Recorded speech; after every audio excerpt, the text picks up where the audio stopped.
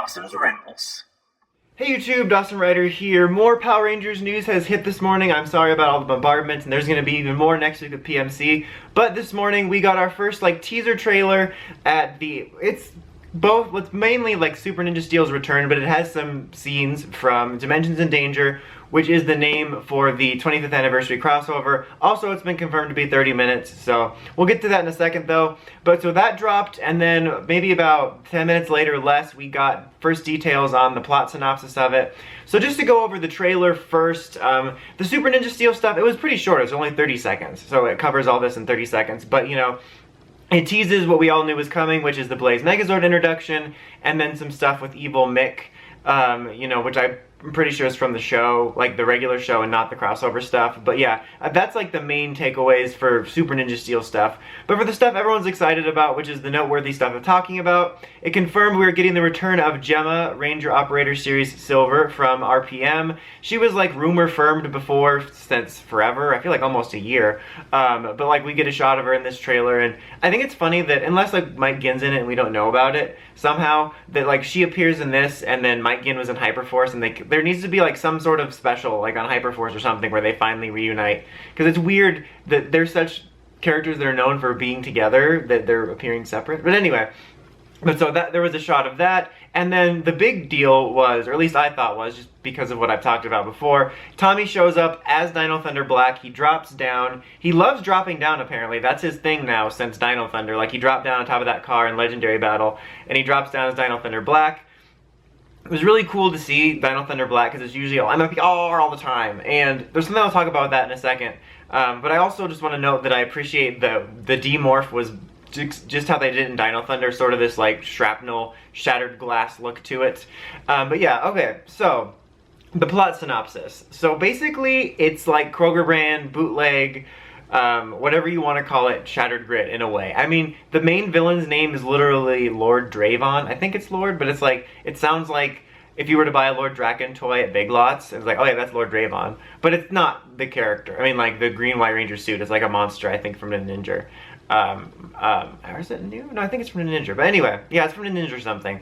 But yeah, so basically he wants to destroy the universe, the multiverse, and he goes,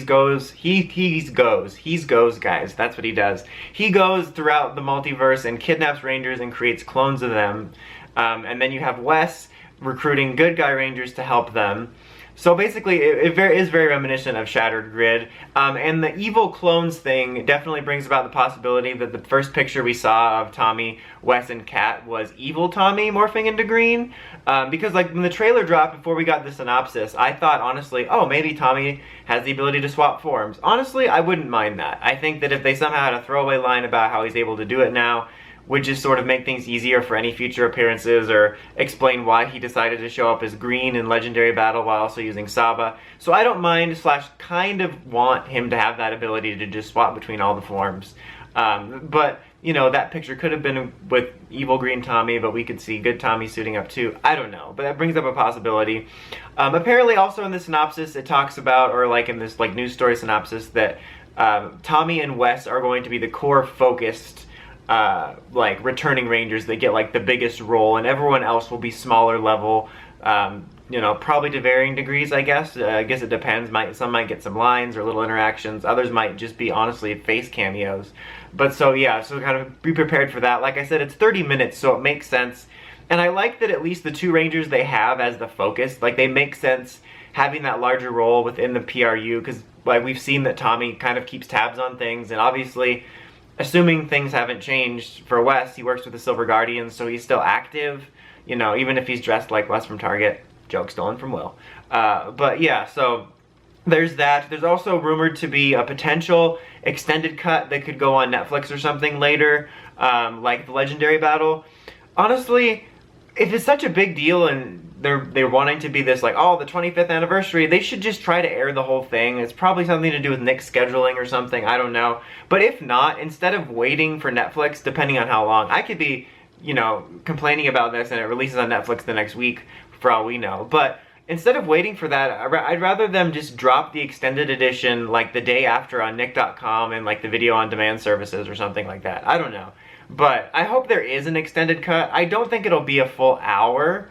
it'll probably be something more like 40 minutes, 45 minutes maybe max. I mean, I could be wrong depending on how much footage they shot, but I'm pretty sure it'll be like somewhere around that, like an extended, maybe even like 30 something minutes, because this is just a 22-minute episode presumably. So yeah, but I do hope we get the extended version, mainly for like any potential fun little interactions or lines from the returning Rangers that were cut, because like we're gonna see the Super Steel Rangers regardless.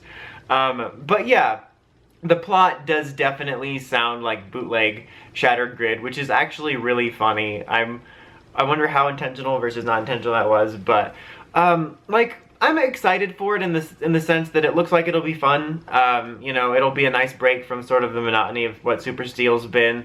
I don't have too huge of expectations. I was just saying on Twitter how there's this weird expectation like set right now where everyone simultaneously is ready for it to suck but also has really high expectations. It's like, I feel like those are opposing ideas.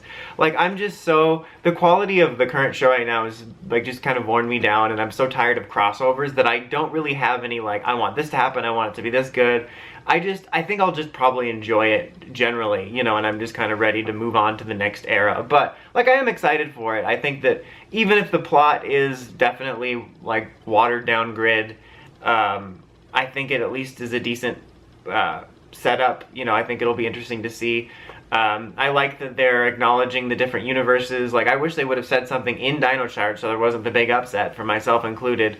Because, you know, they have the RPM dimension, which I'm assuming they might confirm Ninja Steel for another dimension, as in they're in another dimension. I don't know. But I'm just hoping they don't do something stupid like all of a sudden say every season's in its own universe, like Time Force and Lightspeed or Time Force and MMPR, because we already had like all those years where it was shown multiple times that they were all in the same world. So that would upset me. Like, if they all of a sudden finally listen and they're like, okay, we're going to clarify this, but then we're going to mess with it further. Don't do that. The only other thing that was interesting is it said like, oh, will Tommy be the one to save the day with old toys and new? So who knows what that could be. Maybe it's his morpher that allows him to change. Maybe he's just got a decayed belt that just transforms him into all the different Ranger powers. Who knows? But yeah, so it was at least some exciting news this morning that I wanted to talk about. There'll probably be more news update videos if anything else huge comes out, mainly for PMC next weekend. But as I said in the previous video, don't fear, the toys are still the main focus of the channel. I just want to do these videos as well. My Psycho Silver figure arrived, so for those that follow the toy reviews, that should be coming out tomorrow. Anyway, that's about it. Until next time, like, comment, subscribe, and of course don't forget to climb the steps and ring that bell so you can get all the notifications for my videos. Dawson Ryder, signing out.